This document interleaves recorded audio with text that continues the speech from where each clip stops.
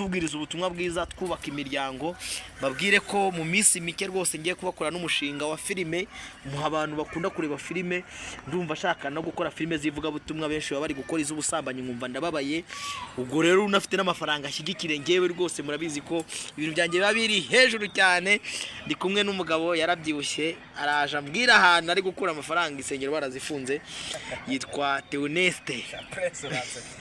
Reka mbanze mbasuhuze abakunzi bakunda iyobokamana abantu bose bakunda Imana abantu bakunda umurimo w'Imana by'umwihariko abakunzi ba Press Robert abantu mu nkunda hejuru cyane muri commentaire vuga ati turakwemera nanjye ndabemera ibintu bigende neza mu bintu nkwemerera ni kimwe muri byinshi nkwemerera iyo uvuze ngo umuhungu w'Imana bituma nezerwa cyane kubera iki abantu benshi bitwa ko ari abakozi b'Imana ariko bibagirwa ikintu kimwe bibagirwa ko ari n'abana b'Imana ushobora kwitwa umukozi w'Imana ariko utari umwana w'Imana icyo ni ikintu gikomeye cyane iyo uvuze ngo ndi Prince Robert ariko nkaba n'umuhungu w'Imana itanumva turi barumuna ba Yesu numva nezerewe nabyo nanjye rero nitwa Nenzima Toneste umuhungu w'Imana mujya mubihamya ariko ko bamufite ubwoba bwe Imana izababyare mu izina rya Yesu gusa dukireho ko ndi umwana w'Imana nshuti yanjye mba numva nyine ndabyemera ariko ako kantu k'umwana w'Imana ni sawa.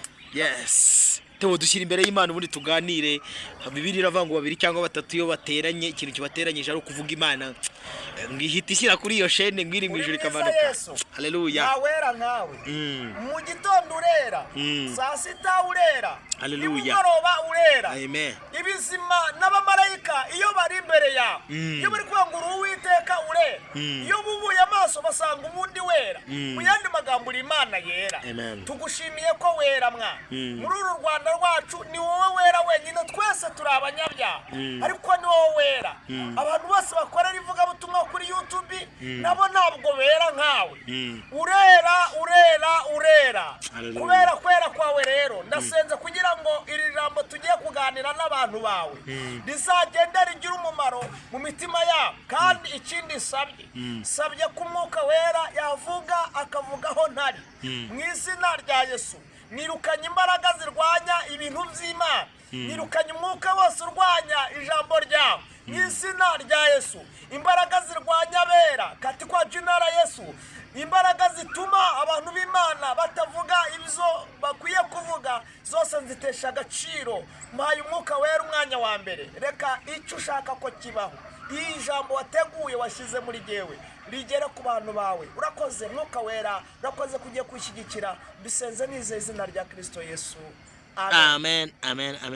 Nasomye ijambo ry'Imana rivuga ngo se ifatiro z'umukiranutsi wayo zisenywe yakora iki? Uyu munsi nicyo kintu tugiye kuganira. Iyo tuvuze ngo ifatiro arana abantu bahuriraga bakibyinira bakicereza bakihimbariza Imana nubwo bamwe bari barahinduye nk'ahantu kubirira icyuya cyangwa se abandi bakagendera nka comedy show ariko hari abantu bahembukiraga. Uri umwe mu bavuga butumwa bakora uwo murimo mu nsengero nyinshi zigiye zitandukanye kurusha hano kuri YouTube. Uyu munsi bimeze bite ko insengero nyinshi zifunzwe? Ndagira ngo mbere nk'umuntu wamubajije noneho ngo muzabaho mutego ko insengero bazi. Ndaje nanjye nyikubaze nyine. Abantu barayobye. Abantu hanze habarayobye. Ari kiganiro mperutse kubona umushumba Pastor Ishimiye yaganiriye ari kubwira abantu ngo bave mu buyobe. Kananjye mbanze mbwira abantu bave mu buyobe. Kubera iki? Ntabwo twebwe dukorera Imana kugira ngo ntabwo dutunzwe n'isengero. Nshuti yanjye Imana ize kumfasha numva ndi mu mavuta. Haleluya. Ndi mu mavuta yo kuvuga.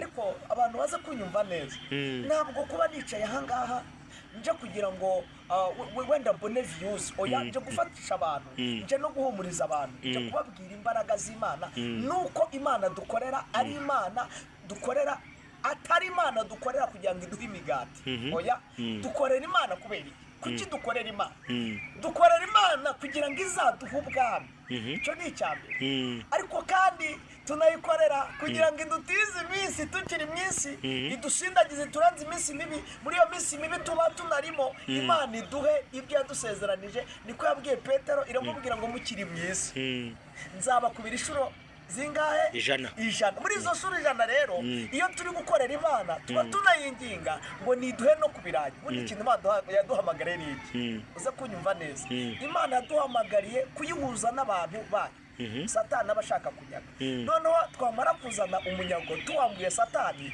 tumaze kubwiriza ubutumwa bwiza bwa Kristo, abantu bakava mu byaha.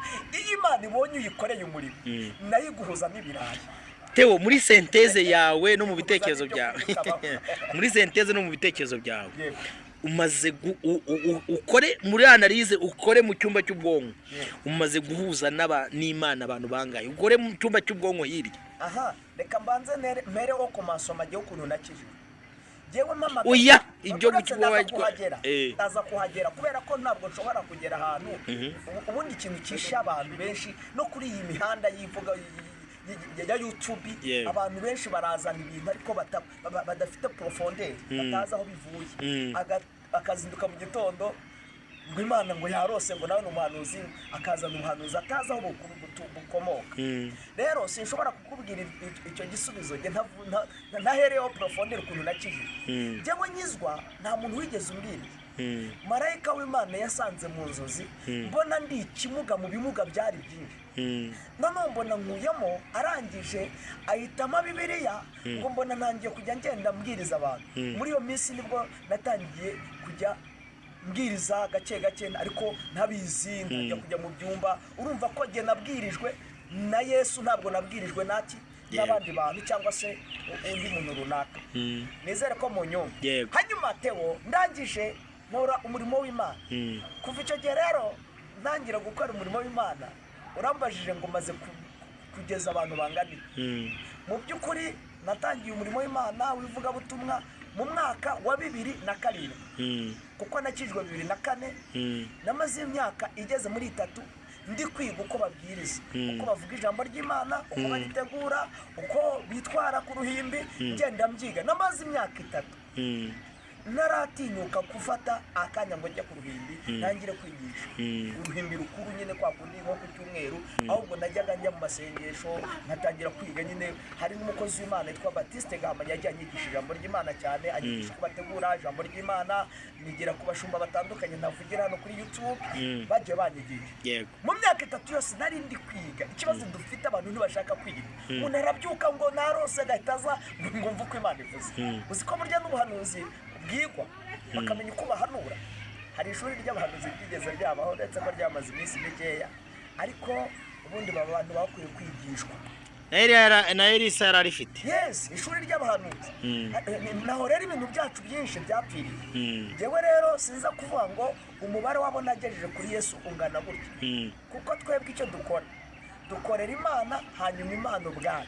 Nangize ngo ugiye kubabara ihiti gukoma nk'umuntu wigeze kwiha kubara Abisirayeli. Biravuga ngo shobozwa na byose na Kristo imbaraga.